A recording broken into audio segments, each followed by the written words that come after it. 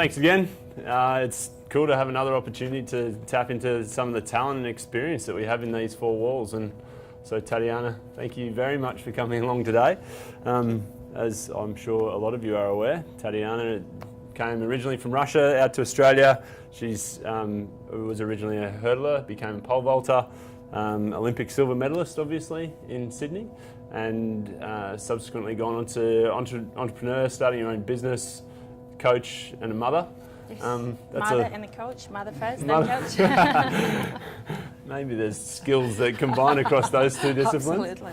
But to me, that's a ton of transitions and lots of really interesting progression. So really looking forward to sort of exploring some of that with you. So sure, thank you. Absolutely. So if we can go back to sort of what was Russia like? What was the catalyst for coming out here to Australia? A bit of your backstory, if you can share that. Well, I was born in 1975 and sort of we went through a transition. I was born in USSR and lived through pretty much 3 different countries. So since I was born in one country, then it was changed into Republic Union, and then Russia became an independent. So in between 75 and 97, that's when I left Russia. I was already transitioning through different countries, even though I was living in the same country, but it's constantly we're changing names and even the city. It's interesting, I've got my certificate, birth certificate, I was born in one city, and then the passport, Leningrad, when I was born. And when I was old enough to get a passport, the passport was given in the same city, but it's had a different name. It's been changed into St. Petersburg. So I guess, you know, all of my youth years, we had to be pretty adaptive because situation was changing around us, and I'm kind of glad because I had one constant in my life, and that was sport. I got into sport from very, very early age. I was one of those kids who couldn't sit still. Growing in St. Petersburg, in an apartment, I remember when we were little, it was 1-bedroom apartment. Then we moved into a 3-bedroom apartment, which considered to be a luxury in those days, but it still wasn't big enough for me. I still was sort of trying to find a way of moving around, and that's, I guess, was one of the reasons for the parents that they started to look into an outlet, where to put me to get rid of this energy, I guess. Another one, I never was a healthy kind of child. I would get sick constantly, and I think that's another reason parents was looking at joining me into some sort of a sport. Somebody told them that it's going to increase my health, and I remember when I was little, I've tried swimming and it didn't really work for me, and then through different, I guess, trials and errors, we got into the track and field, and it sort of stuck with me. I've been a track and field athlete ever since, even though transitioning, changing the events. But yeah, started track and field when I was grade 2 at school. Good. And I've been doing it till, oh my goodness, 2006, so quite a few years along the way. Yeah. So yeah, my childhood, I can't say that it was hard. I've been always a part of caring, loving family, and I think when you're a kid, that's what makes the world for you. You know, you don't see the world as a big picture as you do when you're an adult. When you're a kid, it's all only limited to the people who are surrounding you. And I had fantastic family, as I said, very supportive. I think I was pretty stubborn with the things that I wanted to do. It's funny, at the end of last year, I went back to Russia and started to go through the cupboards, and I found my very first contract talking about being stubborn. Once I got into the track and field, I decided I want to do it. My mom wanted me to go academic sort of a way, and I said, no, I want to go to the sporting school where I can train twice a week. Obviously, that would cut down the times that I can spend on study. My mom wasn't very happy with it, and she made me sign a contract. I was grade 7. So that's my very first. How old were you? Grade 7.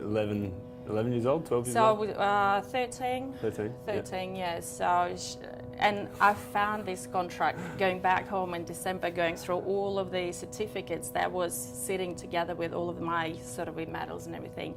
And the contract reason I had to sign it, my mum put it together. And she said, if my grade's going down even by 1 point in any of the subjects, I would have to quit any sports forever and never come back. So, but you know what?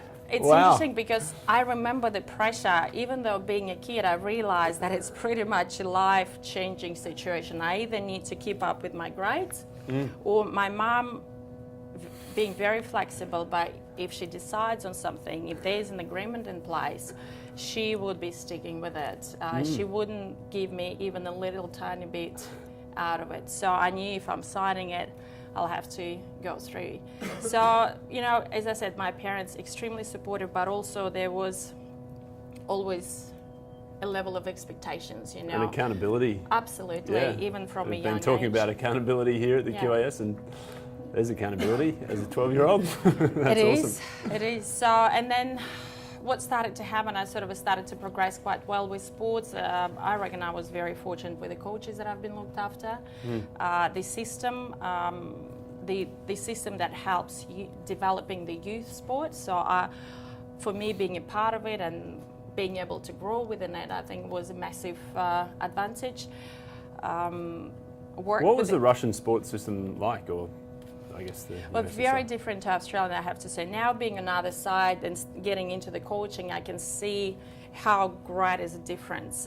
So, for example, in terms of parents being involved, my parents didn't have to do anything about my training. Is signing up at the very beginning of my sporting career, that was as much of involvement that needed from my parents. You're becoming a part of a club, and there's different club systems. And the club, we're talking about kids aged 10, 11, 12, organized clubs with organized facilities. So my club had access to city facility to train, but we also had our own little building with the facilities. That was fantastic because you've picked up from a very young age. You looked after the coaches who paid for youth development, so it's their job to look for the talents and train them day in and day out. So my training started, as I said, I've started about grade 2. That's my track and field, and I was exposed to very wide variety of activities. I still remember my experience in a competition when I was doing javelin throw, which I was terrible at. You know, long jump, hurdles, sprints, mid distances. So you really, as a kid, you're exposed to very wide variety of events through the track and field, and all of these supported by professionally trained coaches. Wow. So that's one of the biggest differences in between the systems. Then as you're growing up, obviously you picked up by a next club that's looking not only at participation but at the performances as well. And just before my move from Russia to Australia, I was invited to move from St. Petersburg club to the Moscow club, that considered to be a stronger club, and they were able to provide me with more support. So about 9 months before I left Russia, I've spent in Moscow just training with a new club. And were they professional contracts then? How old were you when you came to Australia? I was 21. Okay. Yes. Yep. So no professional contracts as such. It's like a scholarship system. So you sort of you're training. You know where you're going to make enough money out of training to support your living, but it gives you a little bit to pay for the necessities that you need. Because I was a decent runner back in Russia and I've been picked up by the clubs fairly early, these scholarships, they gave me this, I guess, financial freedom a little bit. I was living at home. All of my expenses were paid by the parents. I was a teenager and I was sort of earning extra money out of just going and training and doing what I love doing. Like That's a that bonus. was quite good. Yep. So yeah, systems are different, very, very different. And I think the biggest difference is talent ID and youth development for track and field. Yeah, right. Yeah. Sounds like it starts so young. It does. But see, it's also, in Russia, kids don't get as many opportunities. Again, comparing system here to system back in Russia, I don't think I would be able to, like, I've tried swimming. I really wanted to do gymnastics, never got a chance to do it. I wanted to be ballet dancer, never had a chance to go and do it. But track and field was there available. And once you're getting into one sport, you're not merging, you're not traveling from one to another. You're stuck with this sport, and mentality is such that that's the sport you're developing. In Australia, I can see kids within 12 months period doing 5 sports, and they're not too sure whether they want to be swimmers or they want to play cricket or they want to do, I don't know, pole vault or something else. So I'm still making up my mind whether it's a good thing or a bad thing, being only exposed to one sport. But that's, again, the way I grew up. I wasn't exposed to many other sports, so it was a pure track and field for me. Yeah, cool. I mean, I'm keen to dig into some of that skill transfer, talent ID stuff as we progress. So that's really interesting to hear your take on that. So why did you move then to Australia? I was dating a guy who moved to Australia. I mean, this story is nothing exciting about it. I didn't think I'm going to be changing in events. We didn't come here, as immigrants. We came here for a training camp. Alex Panov was coaching a fellow named Viktor Chistikov, and also in the group was Dmitry Markov. So whoever a little bit familiar with the track and field in the pole vault world, those two names are pretty big. They European champions, junior champions, world champions. So Dmitry Markov is the fellow who cleared 6 meters for Australia. So they are very high level pole vaulters. So I was just dating one of them, and they decided to come for a training camp in Australia. And I thought, here's my chance to go and explore. And when you live in Europe, very little known about Australia. It's very similar to when you're talking about Russia, people think that the bear is walking out on the streets. When we were coming here, I thought I'm going to be seeing koalas and kangaroos everywhere. So just an excitement, I guess, and the opportunity to come and see and train in such a good environment. I mean, without a doubt, weather-wise, the air we breathe, the food that we eat in Australia, one of the best in the world. If you can go and swim in the ocean between morning and afternoon sessions, this is your recovery. Anywhere in Europe, that's unheard of. It's, you actually need to make an effort and go for a training camp somewhere to have the same kind of conditions, and we came to Australia for that. So that was the beginning. We've spent 3 initial months training, and then Alex he really enjoyed being in Australia. He started to organise things around and got the support of Olympic Committee, I guess, because they were getting ready for the upcoming Olympics. I think it was Atlanta we were talking back then, and for Sydney, Australia was very keen to get a pole vaulters on board. I wasn't on this list. I was just an extra, a bonus that arrived with the pole vaulters. No one knew that I will be changing in events, but I didn't know myself either. So. And so, talk us through the change from hurdling to pole vault, and why did that even happen? Again, it's the story not as exciting. I came to Australia with very limited English, very limited. So when we've landed and sort of acclimatized a little bit, the time for training has come, and I'm walking out on the track, and I cannot communicate with any of the runners or running coaches. So when I came here, it was 400 hurdles and 4 flat. I couldn't speak to the coaches, and I thought, okay, well, I'm getting used to all of the new language and culture. I'll stick with the Russian-speaking group who happened to be pole vaulters. And I was just hanging around boys and doing some of the drills that they were doing, and it was challenging. I think that's what drives me throughout my changes, careers, transitions. It was challenging, it was different. I found that there's a lot more involved in the pole vaulting training than it is in the sprinting and the hurdling training. In terms of more technical, or more, in what way was it more being involved? A pole vaulter, you need to be a sprinter, you need to be a hurdler, you need to be a long jumper, you need to be able to do proper gymnastic, you need to do technique for pole vaulting. This is your 5 sessions a week. And if you want to dig deeper into any of them, long jump coaches, you would know you can spend all 5 days on only teaching or introducing a long jump.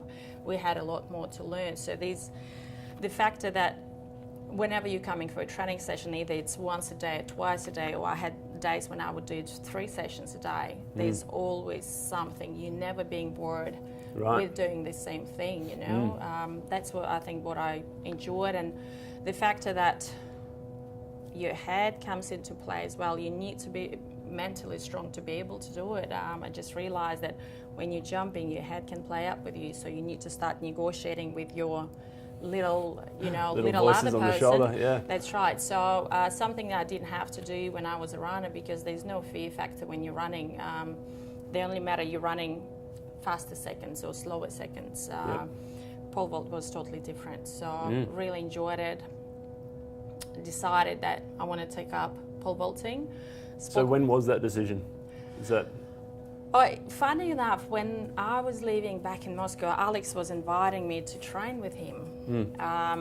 And I said, pole vaulting, no way, like it's not for the girls. Back then, pole vault wasn't a part of the official competition, so I wasn't accepted into the World Championships or Olympic Games. Sydney was the first official Olympic Games for female pole vaulting. It's news to me. So yeah, when we're talking 95 and the girls jumping out there without even having a chance to go and perform on a high international level, I thought, you know, what is the point of doing it? Then when we moved to Australia and they confirmed that yes, pole vault going to be part of a Sydney meet, that I'm going to give it a crack, and went back to Alex and said, Alex, you remember the conversation back in Russia, you were inviting me to work with you? And he said, you're 21, way too late now. You know, you cannot transition from being a runner into being a pole vaulter at 21. He basically told me I was a old cow and I need to stick with the hurdles. Again, comes in, I said, what would it take for you? Because I knew he works with the fairly high level athletes already. I was coming in on a very basic level. I was a good runner, but good running doesn't mean you're going to be a good pole vaulter. So I've asked him, what would it take, you know, for you to train me? He said, well, you can hang around as like you were in the last couple of months, and he's going to be your first meet. If you'll clear 3 meters, I'll start coaching you. And again, these moments I remember very well, because they're pretty much life-changing. It's either you're going one way with your life or changing another contract signed. Pretty much. So that was the verbal agreement. And I did have a competition. I cleared 3 meters and went back to Alex and I said, well, when can we start? And that's how my sort of a pole vaulting journey began. Awesome. Yeah. Oh, that's really interesting. And so talk us through that then, in terms of, so once you make that decision, what's the training process? How do you accelerate that learning process, given that you now have a 5-year time frame to a Sydney Olympic, possible Sydney Olympic berth? 2.5. 2.5 years. So okay. 97 I moved to Australia. Oh, true, yeah. And by the time Alex accepted my offer, we literally had 2.5 years. Back then, wow. Sydney was such a long way away for me in terms of amount of work that had to be done. Back those years, because Alex was such a high-profile coach, Emma George came to train with us in Adelaide, and I was just making my first steps as a pole vaulter, coming from a running background, very limited upper body strength, very, limited core strengths, enough for the track to run and hurdle, but nowhere near of what it should be for a pole vaulter. So Emma George arriving to Adelaide to train with Alex's group, and I'm meeting her for the first time, training session on the beach. And she sort of gets out of the car and I can see very strong upper body, and I'm like, oh my God. So she's really was built like a gymnast. I think her background, she comes from a trapeze. So she used to hanging, rotating, all of the things that I wasn't familiar with. And I looked at the things she was able to do, like I've started with 1 or 2 chin-ups, struggling. She goes 15, 20, 25, and I'm looking at it like, how much work I need to do to be able to compete with someone like Emma George. So I think that was my first impression. There's a lot of work that needs to be done. The difference was that I really enjoyed what I was doing. You know, it was interesting.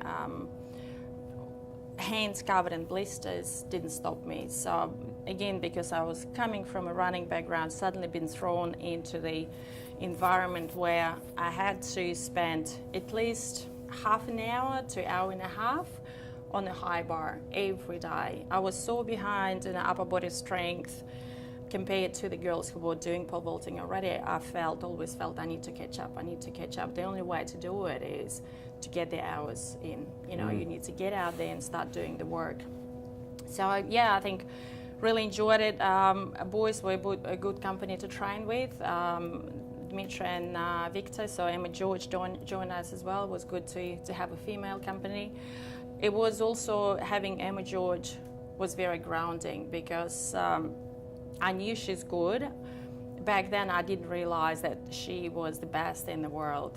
I was just so sort of locked into my day-to-day trainings. We've started competing in every competition. I never won a competition in Australia in the first year and a half. I always would come second. Doesn't matter whether I'm jumping personal best or not, I always ending up second behind Emma George. And I'm like, I'm not good enough. And somehow I just didn't have a time to analyze. After this, I sat down and like, yes, I was coming second, but I was coming second behind the world record holder during this first year and a half. So in terms of being grounded, doesn't matter how well I was doing, I always felt I need to do more, you know, I need to do more technical stuff, I need to do more gym work, more gymnastic to be able to catch up with someone like Emma. Yeah, and I mean, even so, 2.5 years is a very short time. It is a very short time. Pure volume, can pure volume get you there? I mean, clearly, was that the only thing you did, or were there other things that you were doing in terms of study or video analysis, or what else were you doing other than just more work? Again, now analysing how all of this happened and why I've progressed so quick, because really there's very few girls who progressed within hour and a half from 0 personal best to being second at Sydney. I think because I was hanging around pole vaulters for such a long time prior even starting my trainings, I knew the theory of the sport. Right. You know, the boys would sit down at home and watch the jumps and analyze their training sessions, and I'm just in the background. I was just sort of listening bits and pieces, and I saw bits and pieces. And I think what happened, being exposed to an event, even without doing it physically, I already had a pretty good idea visually what the jump should be. Right.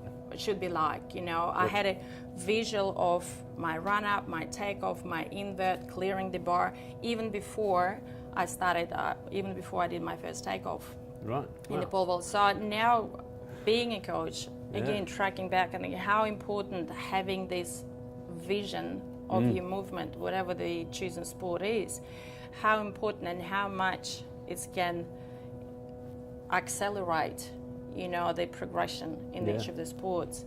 Well, can we dig into that? Because, I mean, you are now a coach and you're transferring. Where are you drawing your athletes from currently for pole vault? They're finding me at the moment. I haven't done much of the talent ID. It's just the kids or parents who are willing to try. So I haven't done much. Do they have sporting backgrounds though? Are they gymnasts? Are they? All right, so I've got a group of 9 now, and I've got 2 former gymnasts. I've got 2 current divers. I've got a couple of people who haven't done anything in the no sporting background whatsoever, and I've got a soccer player as well. Okay. So very broad. Yeah. The main criteria for me, I guess, is the willingness of the athlete, because fair enough, you can measure the size and see how tall and how light and how long the levers are, but unless the athlete's got the willingness to do the job. How do you assess that? I'm just observing them, and I'm trying to measure how hungry they are, how much they're willing to, you know. it's not even to give up, but how much they're willing to put into it. It's never should be presented as a sacrifice or giving something away. It's things that you're gaining from a training session you need to be focusing on. Yep. So with the time, I guess that's all trial and error. Yep. You're trying to judge how well they're engaging during the training session, how much, you know, they're actually trying during the training session. I like to work with the thinkers, I guess, you know, so I'm very much on technical side, and I'm demanding them to slow down and think about what they do, where they're heading, you know. Again, using visual feedback these days, I see that it's working really well with the majority of my athletes. Yep. But yeah. I was going to ask you about that in terms of that visualization process that you went through sort of yourself in hindsight. How do you sort of apply that much more proactively as a coach? Well, we've got, like, I know I can't be constantly on the ear of the athletes. I've got a very limited contact with them during the week. Yep. So I've set up a little Facebook page where I'm putting bits and pieces of information, and the way I'm trying to do it, for example, we're working in a certain technical aspect, and we're talking about this for a week, for second week, for a few training sessions in a row, and then I'm finding a visual either from my old files or looking for the online visual of the drill that we were doing and where we were trying to head, and I'm putting it out there, and I'm asking all of the athletes to go back and watch again and try and connect it, the visual that they've got, trying to connect it to the experiences, what they felt during our training sessions. So always trying to find this link of what it's felt like to where you want to take it visually. Sooner or later, I believe it should connect. Yep. It clearly did for you. It's So jumping back into another part of your experience that you were talking about in terms of the fear when it came to jumping, how have you sort of taken that experience as an athlete and then put that into your own coaching, that psychological aspect? I think what I've learned through, you know, my pole vaulting journey is that fear is one of the feelings that we're experiencing. You know, we're experiencing joy, anger, I don't know, confusion sometimes. Fear is one of the natural feelings. My approach to fear is that I never fight it. You cannot fight fear. And again, I'm sharing my beliefs. I don't think you can press yourself or press an athlete and make them do something, overcome the fear just by pushing through it. But I believe that it's the journey where you're going to hit the wall. You know, you won't be able to work around it. Fear aspect for me, I always look at it, your body trying to tell that something isn't quite right. So you're trying to go back to the technique and see where is the mislink that causing this trigger. Yeah, so it can start from a very first step of a run-up. It might only appear 6 steps out, but for each individual you're looking. So, as I said, my approach to fear is not to deny it, accept it, and try and work around it and find what really triggers it. Because for me, it's not just a blind fear and you in the woods, you can't do it. You know, there's actually causes to this feeling, and it's just the body's reaction to either mistiming or misplacing, mispositioning during the run-ups.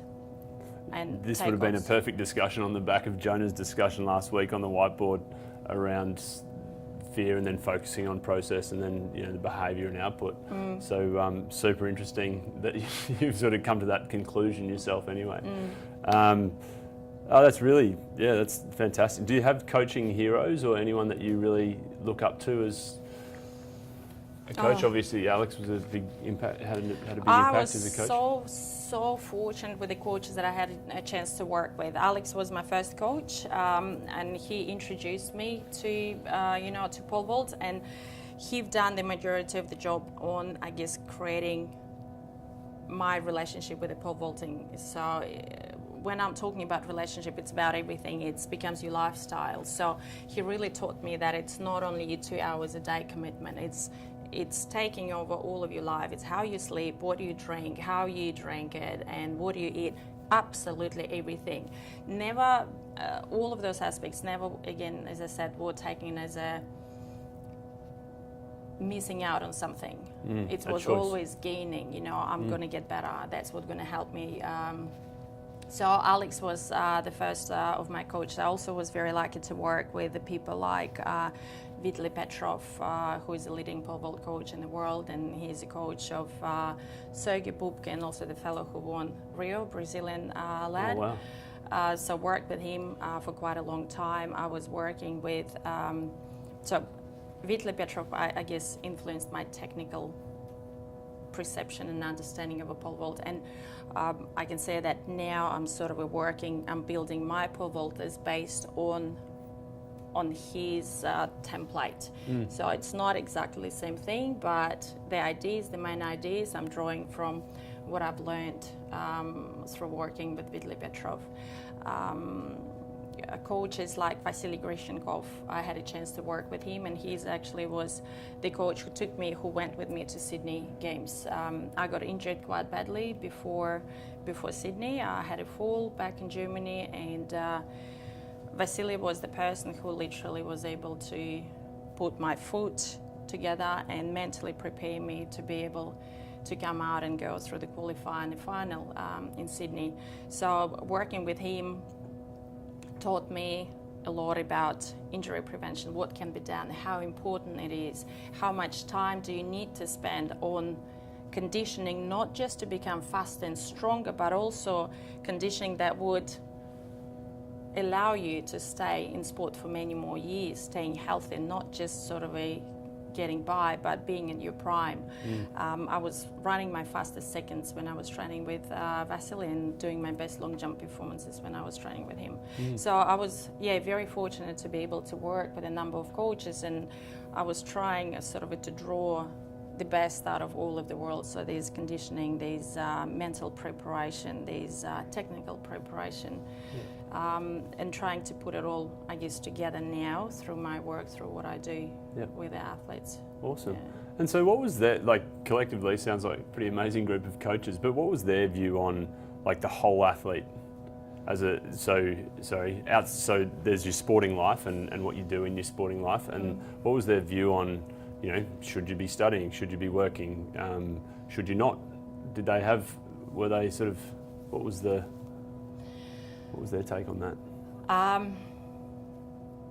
We never sort of been forced into study. It was all left up to us, either to choose whether we want to do the study or we don't want to do the study. Yep. Sport always was the main focus, to be honest with you. We just were left to make decisions for ourselves if we're going to spend the years that we've got in sport and doing something else, or we're just going to be fully dedicating ourselves to sport. And, you know, remembering the years of training, there was definitely times through the year when you can go and do some extra work and go a bit academic, but there's certainly times of a year when you're fully dedicating your life to sports, and there's very little energy left, and that's physical and mental capacity to do anything else. I'm personally encouraging my athletes to go and do studies. I think the times of athletes being pure athletes are gone. They need to be able to, you know, they need to be smart these days, they need to be clever. Again, talking about long run, I always think about how they're going to transition. Sport, whether we like it or not, it's unfortunately only a part of their life. Sooner or later, we'll have to retire and we'll have to move on to something else. So I haven't had a person who would tell me those things when I was training. It's always about training. I wish there were. You know, I wish my mum would sign another contract with me, something to do, you know, with the universities, but she never did. Yep. But I think kids need to do, if you're leading, like, if that's the question, kids need to do study, and more than that, it is more than doable to do, to be a high performance athlete and do study. It's very manageable. Yeah, very manageable. And I guess, you know, now as a mother, I'm trying to decide whether we want to be academic or sporty. or a combination. I think both, and there's so many studies now that confirm that kids who are active, they're actually doing better academically. So it's been proven. It's just about finding the balance, and through the year, I guess it's going to be one going to be dominating over another. But as long as it, again, over the long run, if it's looked at equally, I think that's very manageable, I reckon. Cool. Couple of final questions then. Who do you learn from, and how do you learn now, generally, as a coach, a mother, a business owner? As I started, so many coaches are drawing the knowledge from my previous experiences, but also through QAS exposed to a number of coaches. There's quite a few, coaches and physiotherapists trying to get advice. I feel that I'm coaching, but I don't feel that I'm a coach just yet. There's still so much to explore and learn.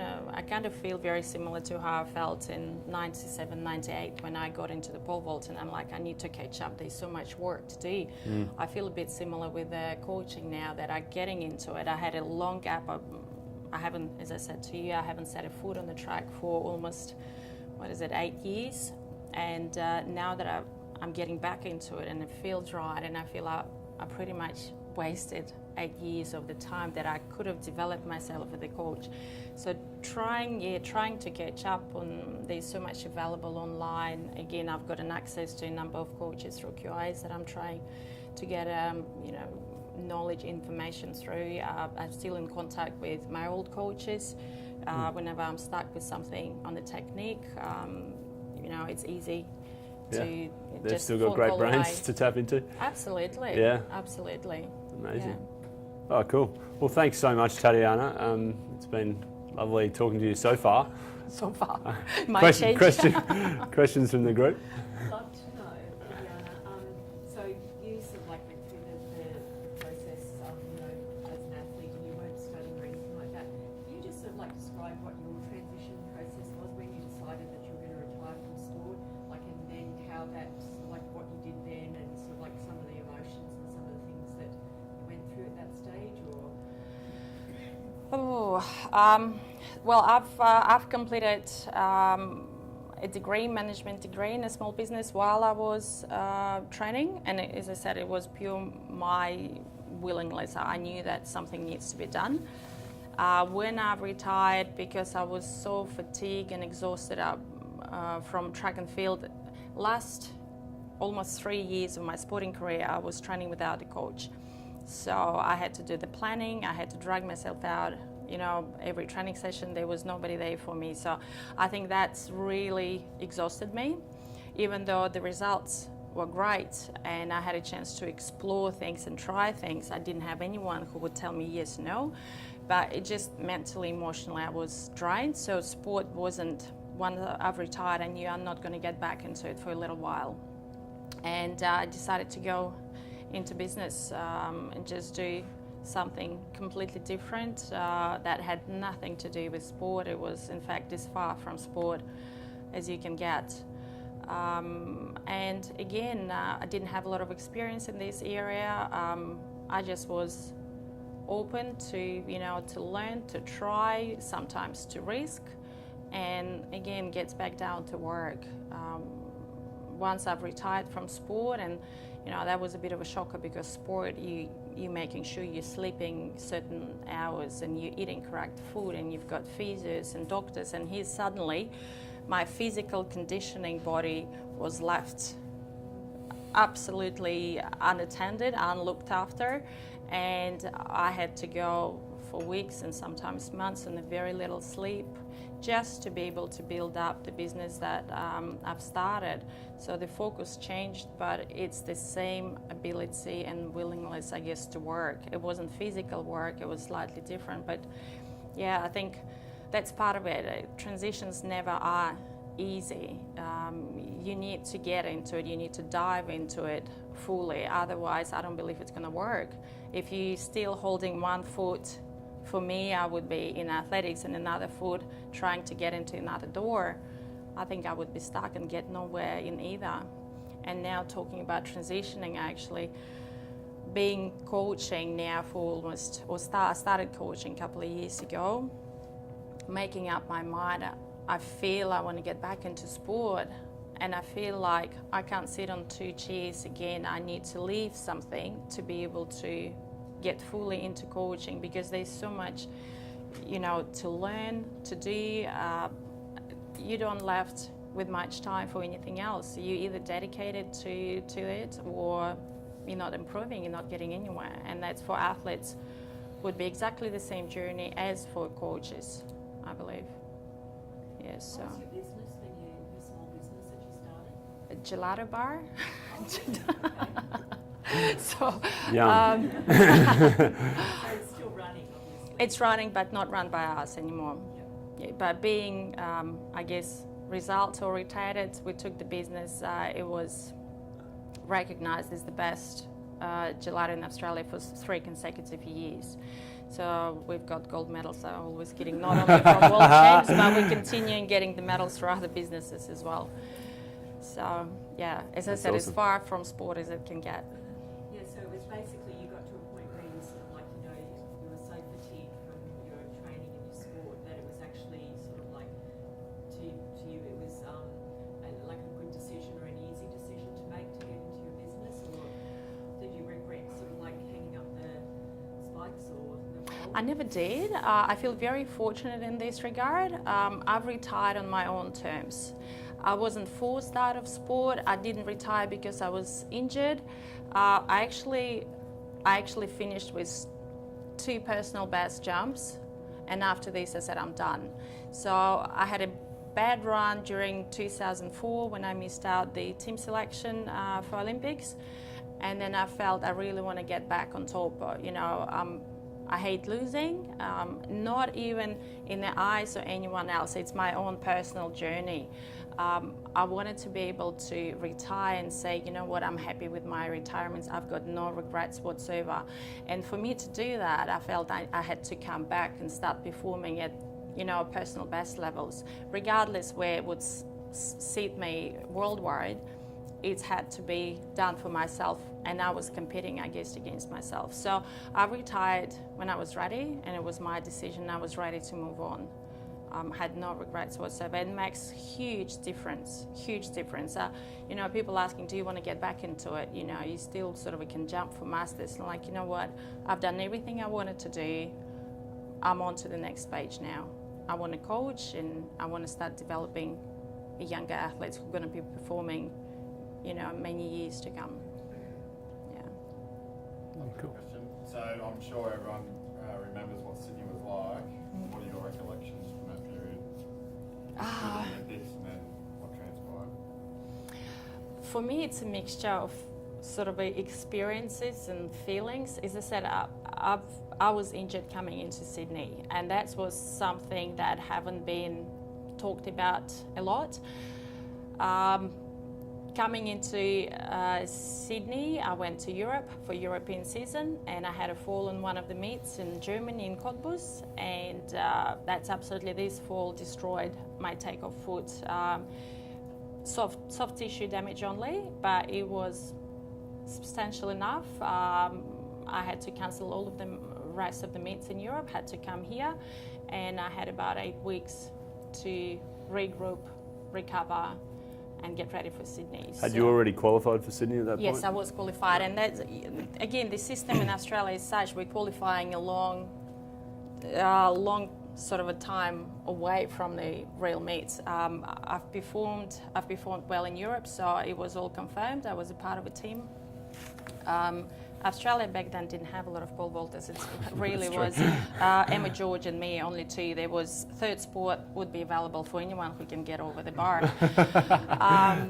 So yeah, I was confirmed. I was on a team. I knew that I'm going to go into the qualifier round. So lead up to Sydney was quite full on.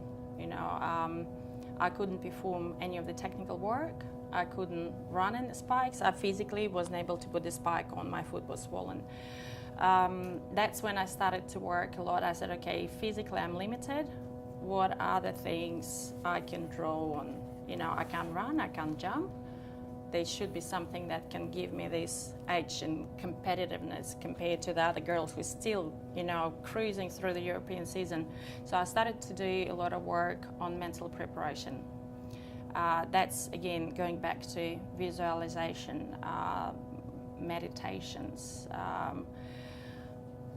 calming down this internal conversation, trying to calm down all of the doubts that are rising from, looking at my food. And obviously, like, for all of the, reasons for everybody more or less saying, they would say it's impossible, best you can do, go and do warm-up during the qualifier round. So again, bad experience in a way that it was difficult, but good, because it's forced me into exploring other ways of performance or other aspects of performance and preparation.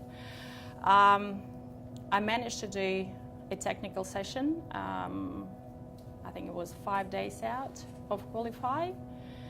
Ended up with again swollen foot, and was told by physiotherapists that I should be all right to go through the qualifier round on the overdose of painkillers, but they doubt very much that the foot gonna manage to recover. We only had 1 day in between qualify and the final, in case if I make a final. So again, going back to mental, how you're preparing yourself mentally after the news like that. Again, been supported. Vasily Grishenkov was with me during this period. I also was in contact with my European coach, my pole vaulting coach, Vitali Petrov, and managed to go through qualify.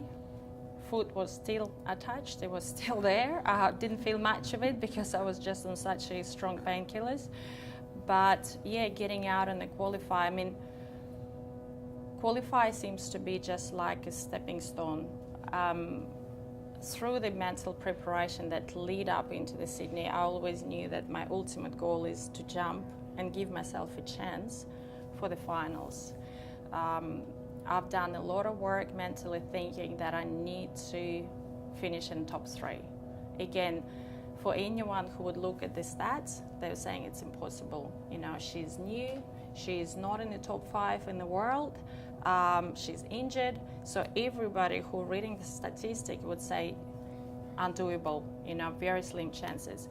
I was building myself up to the idea that this is absolutely minimum that I need to reach is a top 3. So I was sitting, meditating, top 3, but it's not just trying to convince me, it's living this moment,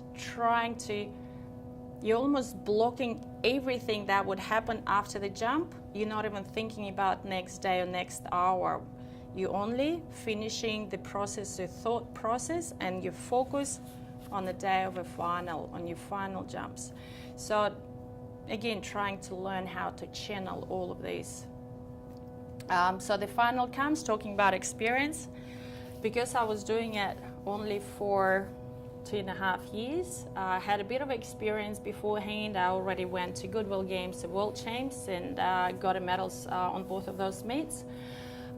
Sort of I had experience, but wasn't exposed to a lot of meets, and definitely never jumped in a big stage in Australia. Australia track and athletic competition always fairly small, and it's beautiful, homey feeling, but it doesn't prepare athletes for stepping out on the stage with 110,000 spectators, So that was a scary experience, I have to say, and that's talking about fear. Yeah. When we finished the warm-up on the warm-up track and we went through the call rooms, walking out onto the main stadium, and we walked out on the if you're talking about a lap, so the far end of the first 100-meter D, and now we're jumping, our competition sector was pretty much on the opposite side.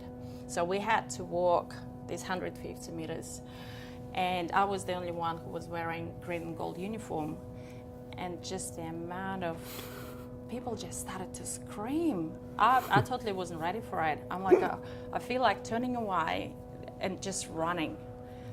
I've thought about everything, my jumps, how I'm going to go about it, how I'm going to be sort of treating and working in my space with the other athletes, other girls pole vaulters, never prepared myself for the reaction of a crowd. And that's when the fear, I was just scared, pure scared.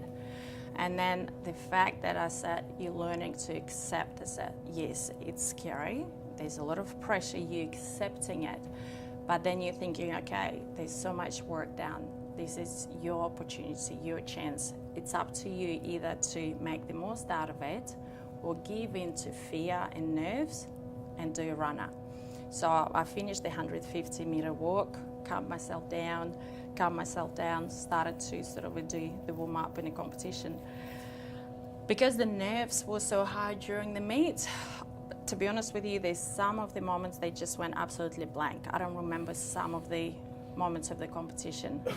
I can recall pretty much every step of run-up of every single jump, but in between the jumps, it just goes blank. It's almost like somebody switches the switch off. And then I remember, I can recall how I'm getting ready. I can even now sense physically what it's felt like to be on the run up and look down. You see the box and you see the pole vaulting pit. But yeah, every now and then it just goes blank. It definitely goes blank after the last jump. And I only can recall things that started to happen when we were under the grandstands and I was waiting the drug testing, my turn for the drug test. Because I think it's just the natural body preservation. It just was so overwhelming, so over the top. If I would take everything in, I think I just wouldn't be able to handle it. I think so. It just went blank. So I don't know whether it's a good thing or bad, but it's worked for me. I'm looking sometimes back and I'm watching the videos and I'm meeting the people that I've met during my blank period. And I'm trying to put the full picture of a competition and after the competition together, but I'm still working on it. There's still some moments that I'm not able to even recall. There's somewhere hidden in my memory. Yeah, Do you still meditate at all, Tatiana? not Have as you much as continued I that, or? should be. Not as much as I should be. I still need to work on centering myself. But again, because it's not a part of my performance anymore, or not as big a part, I think I'm letting it out a little bit. But it used to be every morning pretty much I would go for a run and do 10-15 minutes of morning exercises and another half an hour of meditation. So it was a normal routine before even I had a breakfast. Yeah, but experience of Sydney, as I said, it's just so overwhelming to the point when my subconscious just switches off on me. It just, yeah, it's absolutely crazy, unbelievable, the best experience ever, biggest test ever, you know, and yeah, just a lot of positive things came out of it. It's an amazing meet. Not only the fact that I finished second, but it was a competition where I can say probably 9 out of my 10 jumps was spot on. Rarely I would leave a track saying I've performed 9 out of 10, 100% jumps, and that was one of them. So that's just, again, for me, for my own journey, that's a massive achievement. Yeah. That's awesome. Any other questions? From memory, that night, Cathy Freeman ran that night. Yes, she did. So, were you in that far in the zone that you... No. No, you know, you remember what the build-up was for Cathy Freeman. It was absolutely massive, unavoidable. And the way I was preparing, and it's all about, you know, building up the energy and channeling it to the qualifying final, I didn't watch. My TV was switched off for a week prior, so I didn't watch opening. I didn't go to the opening ceremony. I didn't watch any of the competitions. And track and field wasn't the first sport to start, so I was totally blank. I didn't want any of these because every time I could hear Sydney Olympics, I could feel adrenaline rush, and I knew it's too early. I need to stay calm. It's not my time yet. So even with my conscious avoidance of these, I couldn't avoid the build-up for Cathy Freeman, and her final was on the same night as my final for pole vaulting. And I remember very well, this was like a little battle whether I'm staying focused, and it's a work. It's not happening naturally. You're actually working on staying focused. Whether I'm staying focused or I'm letting myself a chance to see what's happening on the track. And I thought, it's the best seat. I've got really the best seat in the house. The temptation is too great. So I got out of a zone to watch Cathy's race. And I remember very clearly that 200 into it, she wasn't in the lead. 250 into it, she wasn't in the lead. And I literally standing on the run up. After her race, my minute that we've given for a jump would start. So I'm already undressed in my competition uniform with a pole in my hands, keeping an eye on what's happening. 250, and I'm thinking, Cathy, you need to start working now. That, you know, these expectations on her was unbelievable.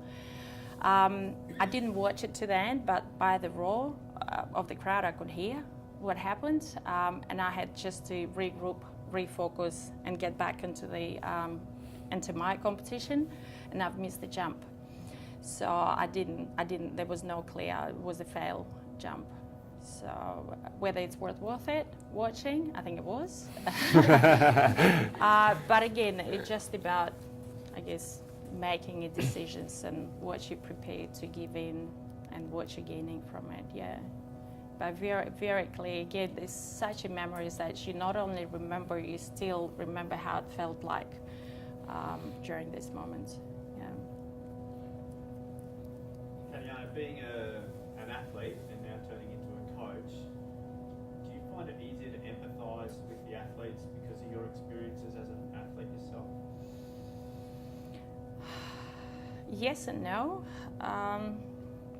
I always was quite hard on myself, and especially towards the end of my career, I had to be, because I didn't have anyone else who would sort of push and motivate me. And my expectations of myself always were very, very high as well. So I'm working with the athletes of a lower level now. I'm trying to get back onto where I was at their stage of development. I'm trying to remember what my needs were, what I was looking for in the people that were surrounding me through sport at this time. So it's a very different environment compared to where I was growing up.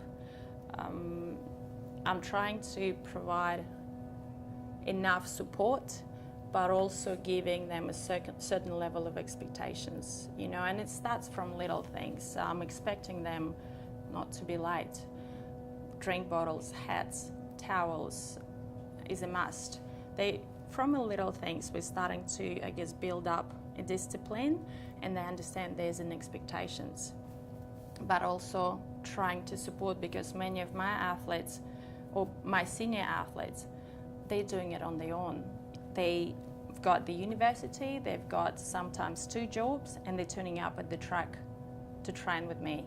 So it's a fine balance, how much you demand and how much you're supporting and nourishing them. It's always, how you call it, кнутом и пряником. Саша, как это назвать? Cookie and whip. Yes. Yes? Carrot and stick. Carrot and stick, here we go. Cookie and whip, I like that as well.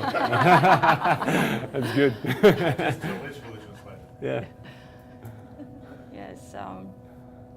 Cool. Anyone else? Good one. Well, thanks very much, Tatiana, and thanks again, everyone, for the questions. My pleasure. It's been Humbled really to be lovely here. having you. Thank you. Thank you. Thanks. Thank you. Good stuff.